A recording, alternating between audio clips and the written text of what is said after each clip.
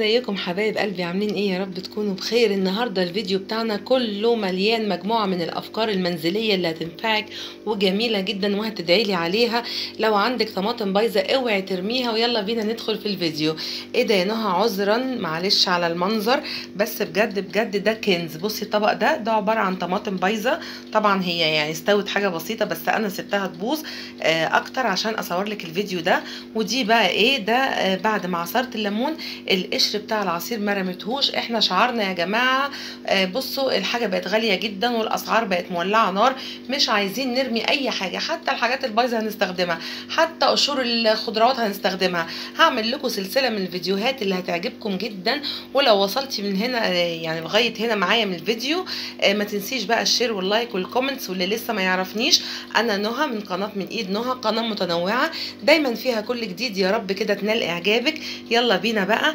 بصي بقى الطماطم البايظه دي يا ست الكل هعمل لك احلى منظف تعملي بيه بقى الحوض، وتعملي بيه يعني مثلا لو بتنضفي الحمام، التويلت، البانيو، اي منظفات بقى عندك بصي حطيها على جنب، وتعالي بقى للحاجات الطبيعيه دي وهنضيف لها مكونين كده وادعي لي. يلا بينا نحطها في الخلاط ونعصرها مع بعض. بصي بقى انا حطيتها بالشكل اللي انت شايفاه ده. هنزل عليها بس حبه ميه صغيرين عشان الخلاط يدور معايا. هعصرها وارجع لك يا ست الكل. وما تنسيش الفيديو ده مليان افكار رهيبه، خليكي معايا. بصي بقى اتعصر بالشكل اللي انت شايفاه ده. عايزه اقول لك ولا اكن كانت طماطم بايظه. دي حاجه. تاني حاجه ريحه الليمون بقى عامله شغل عالي. بصي هننزله بقى في البوله بتاعتنا كده اهو. نزلناه بالشكل اللي انت شايفاه ده.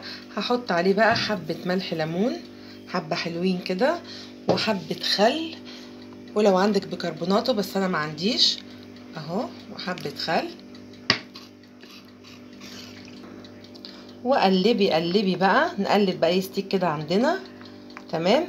وتعالي بقى اوريكي السحر اللي هيعمله في اي حاجه ستانلس، في الاحواض، في اي يعني تنظيف اي حاجه. زي ما قلت لك لو عندك الشفاط، بس انا الشفاط عندي نظيف.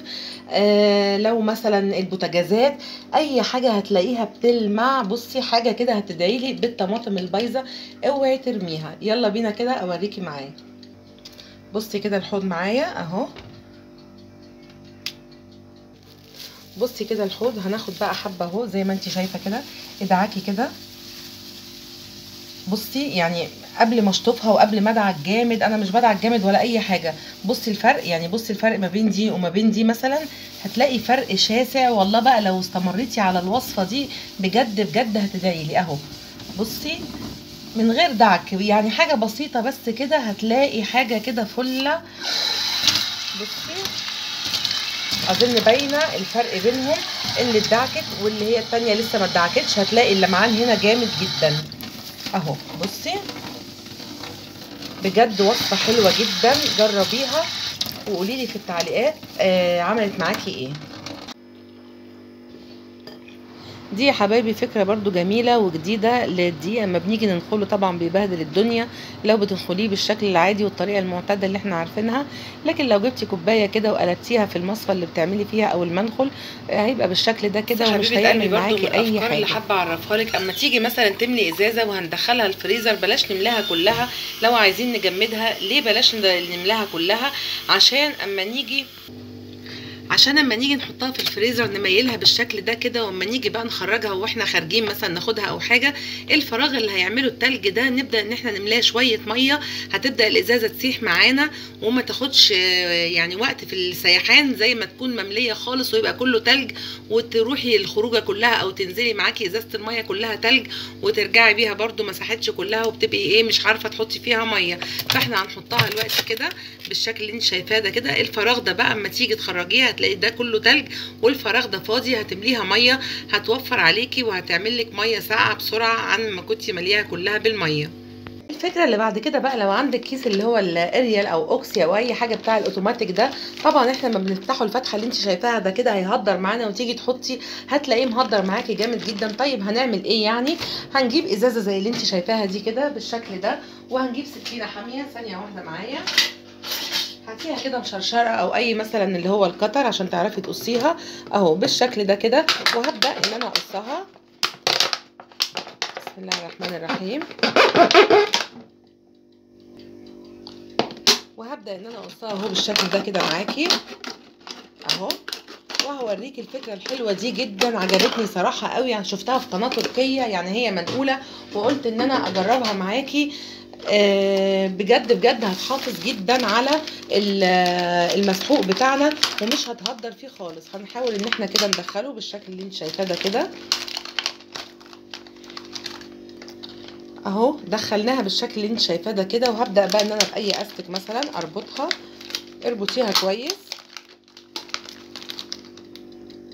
اهو. ربطناها كويس بالشكل اللي انت شايفاه، واكن ده مثلا درج الغساله، بس هي عشان الغساله شغاله دلوقتي فانا مش عارفه اوريكي اهو. بتبداي ان انت تحطي كده بالشكل ده كده، وبعد ما بتخلصي بتقفليها عادي اهو، وبتحافظي عليها، وبتبقى طريقه كويسه جدا. طبعا الكيس ده مفتوح عندي من قبل كده، بس لو هتعملي الفكره دي فافتحيه فتحه صغيره عشان تبقى على قد الازازه بالظبط.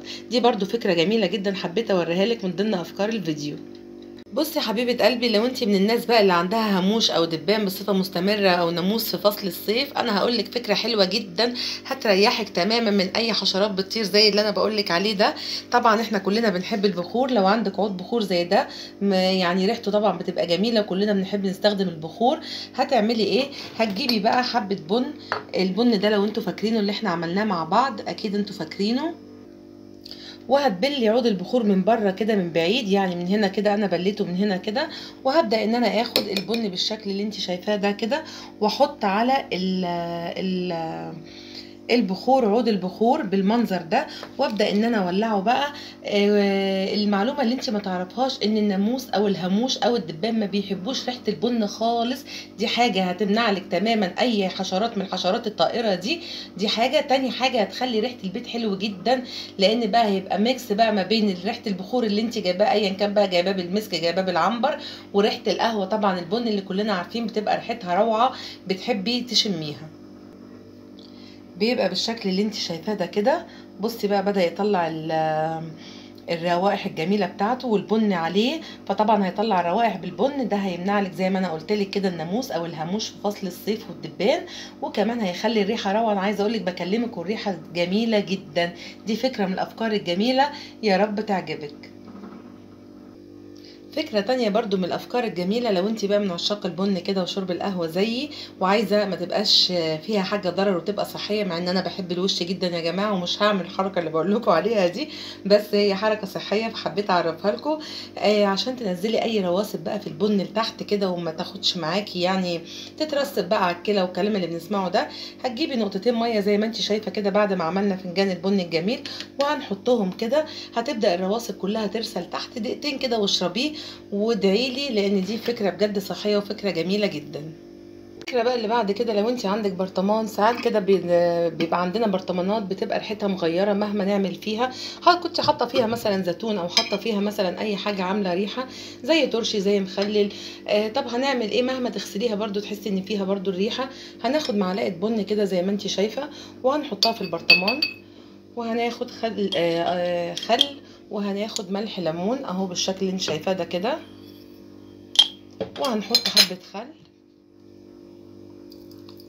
مش كتير، وهنبدأ ننزل عليها بشوية مية. هننزل عليها بشوية مية زي ما انت شايفة كده، وهتقفلي بقى البرطمان، وهنرجه بالشكل اللي انت شايفاه ده كده كذا مرة. بسم الله الرحمن الرحيم. وهنسيبه بقى كده من بالليل للصبح، وتصحي الصبح بقى ادلقي الميه دي واغسليه، هتلاقي الريحه راحت تماما، لان القهوه مع الخل مع ملح الليمون عمل زي معقم او مطهر، هتلاقي ريحتها حلوه جدا وما فيهاش اي ريحه خالص. يا ريت كده لو افكاري عجبتك تكتبي لي، ولو عايزه مجموعه من الافكار تاني تكتبي لي برده، وتشتركي في القناه. انت دايما بتنوريني وبتحفزيني بالكومنت الجميل المحفز بتاعك. يا رب دايما اكون عند حسن ظنكم.